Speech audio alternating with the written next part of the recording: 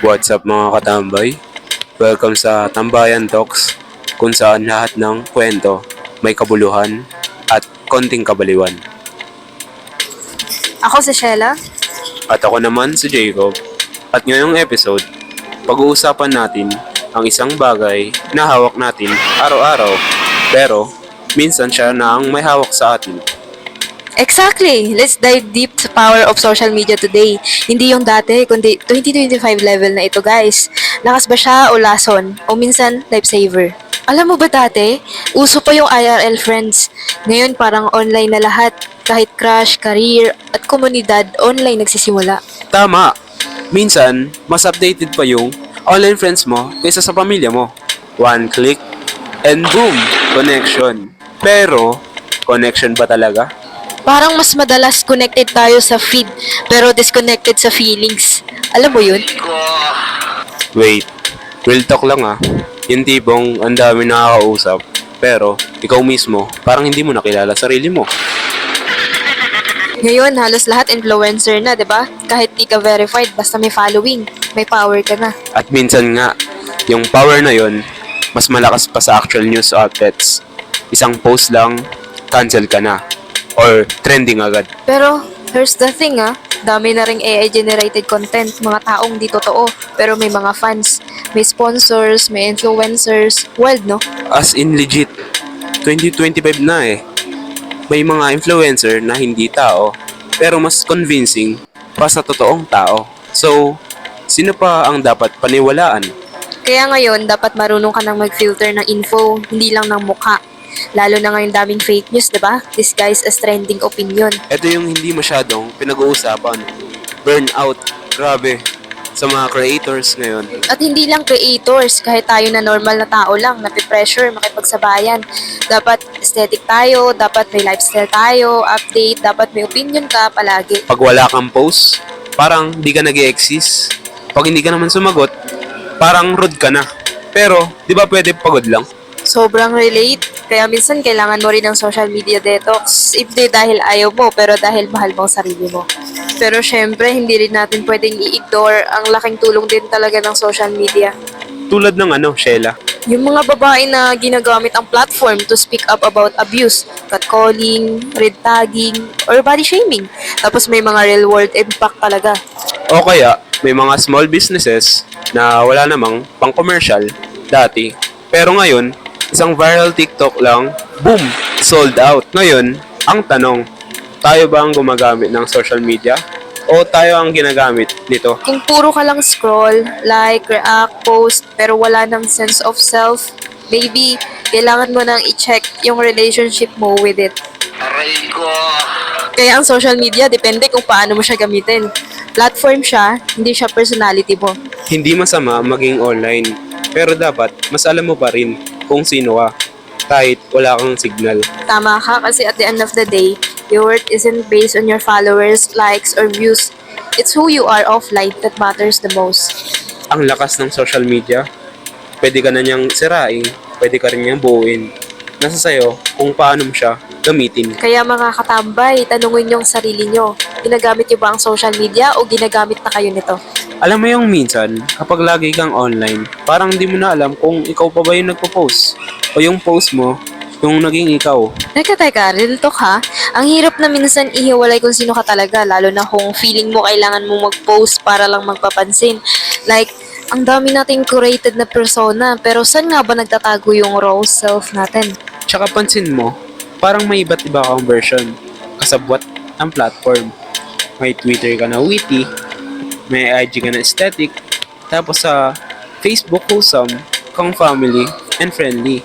Pero pag ikaw lang, wala kang filter, sino ka dun? Minsan parang pagod ka na sa kakabisamuan eh. Parang show na tuloy yung buhay mo. Hindi na lang enough na nag-i-exist ka eh. Kailangan may update ka, may angle ka, may caption, may engagement. Yung ganun, alam mo yun? Ang lala no, dumating na sa point, may crisis ka na. Hindi lang identity crisis, kundi creative crisis, validation crisis, life crisis na to. Grabe ba? Kaya importante na tanungin minsan yung sarili mo. Pag walang camera, walang likes, walang audience, okay ka pa ba? May peace ka pa ba? Exactly. Pag mas kilala mo na yung algorithm kaysa sa sarili mong rhythm, kailangan mo na talagang mag-pause. And kahit hindi mo na i-announce na I'm taking a break, okay lang yun. Hindi mo kailangan i-explain ang healing mo. Tsaka hindi mo rin kailangan i-prove ang worth mo every single post. Minsan, mas powerful pa yung tahimik ka, pero yung totoo ka. Totoo. Kaya kahit sa digital space, hanapin pa rin natin yung presence. Di lang yung presence online, kundi presence sa sarili nating buhay. Kaya kung nakikinig ka ngayon at ramdam mo parang nawawala ka na sa gitna ng filters and feeds, reminder lang ikaw pa rin yan. Kahit walang filter, kahit walang post. Pero syempre, hindi lang puro identity struggle ang dala ng social media. Ang dami din na bago ang buhay dahil lang sa isang post. Totoo. Yung mga crowdfunding na nagkakatotoo, like mga batang may sakit, tapos nag-viral, and then biglang may tulong na dumating. Grabe yung power nun, di ba? Oo nga no, grabe nga yun. O kaya yung mga lost and found na pets, mga nawawalang lolo at lola, nahanap dahil lang may nag-post ng photo. May humanity pa rin kahit digital pa rin ang gamit. Or yung estudyanteng naglalakad ng ilang kilometro araw-araw papasok sa school, tapos may netizen na nag-share ng story niya, boom! May sponsor, may bike, may scholarship. Alam mo yun, nakakaiyak. Kaya kahit ang daming memes and toxicity cancel culture, may mga kwento pa rin nagsisindi ng hope at mga reminders. Hindi lahat ng content ay panira. May mga content na pangtulong, pang-ayos, pang-buhay. Laks naman, di ba? Grabe nga yung Jacob. Pang-ayos talaga. At kaya tayo nandito, 'di ba? Para alalahanin yung side na yon, yung kwento, connect at kaalaman. Tambayan na may kabuluhan. Tambayan na may konting kabaliwan. Pero may puso. Kaya kung may kwento ka na, huwag kang mahiya. Kwento mo rin yan. Malay mo, ikaw na ang magbigay ng spark sa iba. Ay sus! Kung may kwento ka about sa social media, change your life. Good or bad, ishare mo sa amin, DM lang or comment. Pwede mo rin kami itag using hashtag #TambayTalks. Gusto naming marinig ang sides mo. Kasi di lang kami ang may boses dito. Kayo rin. Di ba? And maybe, yan na yung next topic natin. Kwento mo, itambay natin. Kasi dito sa tambayan, lahat ng kwento, welcome. At kung may hugot ka o trip mo lang makinig, okay lang din. Chill lang tayo dito sa tambay mode. Pero may saysay. Reminder lang mga katambay, social media isn't inherently bad. Pero kung paano natin siya ginagamit, yun ang may impact. Kung napapagod ka, normal lang yan. Minsan talaga, nawawala tayo sa gitna ng feed. Pero okay lang. Balik ka lang sa sarili mo, yung tunay. Kung napapagod ka, normal lang yan. Minsan talaga, nawawala tayo sa gitna ng feed. Pero okay lang. Balik ka lang sa sarili mo, yung tunay. Mag-log out ka kung kailangan mo. Huwag kang matakot sa silence. Minsan yung off-cam healing ang kailangan mo para bumalik ang peace of mind mo. Tsaka lagi mong tandaan, you are more just than your content. You are not just the story you post. You are the story itself.